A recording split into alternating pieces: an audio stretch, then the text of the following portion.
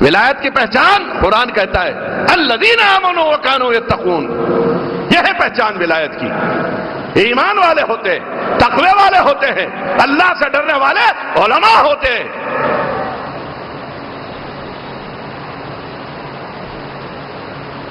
اسی ہستیوں میں ایک ہستی ہم سے بہت قریب ہے،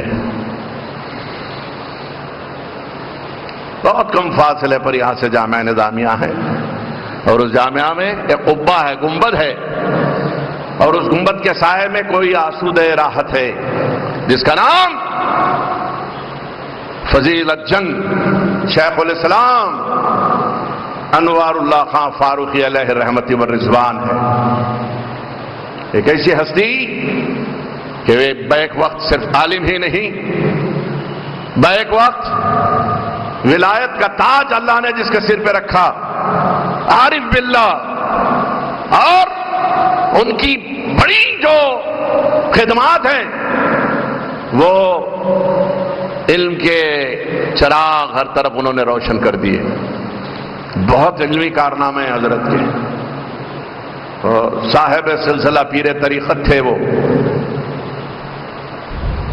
پیر طریقت تھے، لوگ ان کے نام کا بیجا استعمال کرتے ہیں اور غلط انداز میں تصویر کشی کرتے ہیں۔ کچھ ہیں ایسے بھی نظامیہ کے مسلک کو بدنام کر رہے ہیں،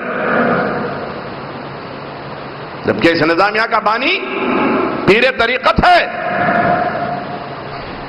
عارف باللہ، صوفی باصفا، عالم باعمل، کردار کا غازی، گفتار کا نہیں، کردار کا غازی ہے وہ۔ اور ایسی ہستی کہ مدرسے کے قیام کے لیے ادھر سے حکم ہوا،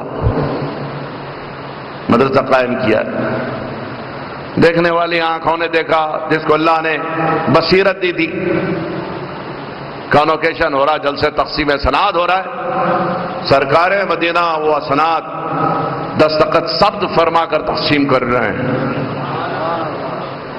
اور جس وقت رحلت آیا، میں نے اپنے والد سے سنا تھا، حضرت سے سنا یہ واقعہ کہ میرے دادا حضرت قبلہ حضرت یحییٰ پاشا حیات تھے، تشریف فرما تھے اس وقت جب حضرت کا وصال ہوا۔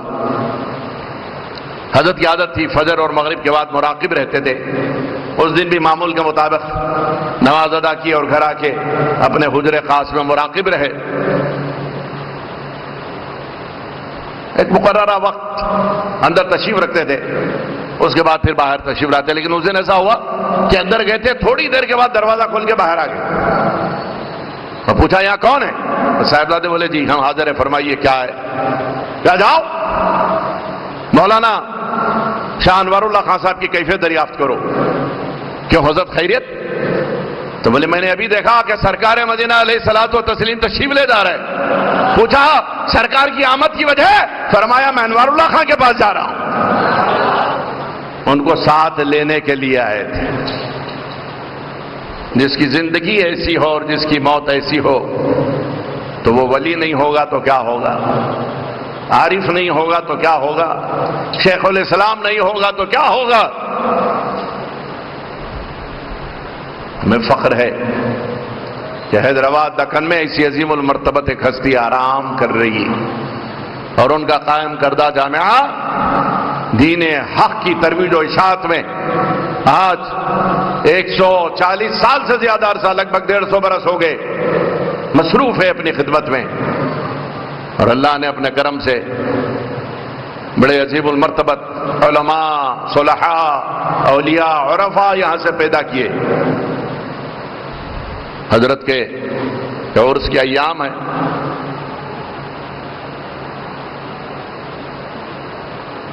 اللہ تعالیٰ ہمیں توفیق عطا کرے کہ ہم اولیاء حق اور علماء حق سے اپنا رشتہ جوڑے رکھیں، اور اللہ تعالیٰ ان کی تعلیمات پر گامزن ہونے کی ہمیں توفیق عطا فرمائے۔ اللہ کا کرم ہے یہ اہل حیدرآباد پر۔ لیکن ہم لوگ حیدرآبادی جو ہے نا، قدردانی میں،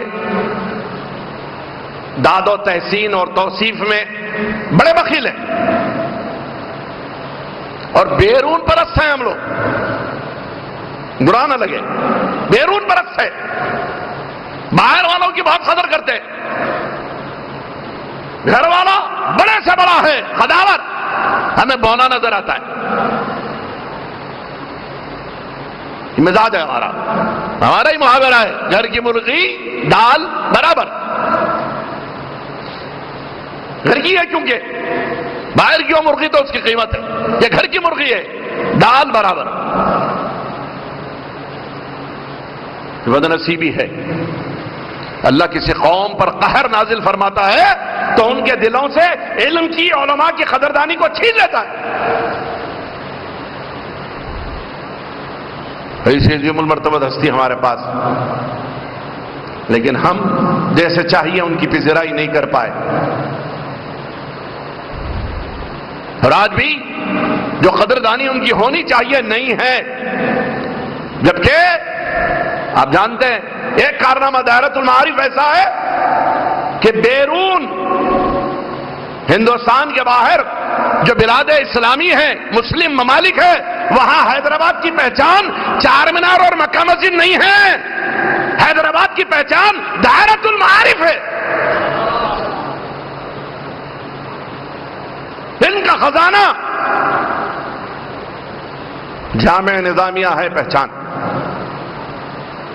حیدرآباد اولیاء کا شہر ہے، اولیاء کی دھرتی ہے، اور انہی اولیاء میں انوار اللہ خان فضیلت جنگ بھی ہیں، اللہ کرم فرمائے۔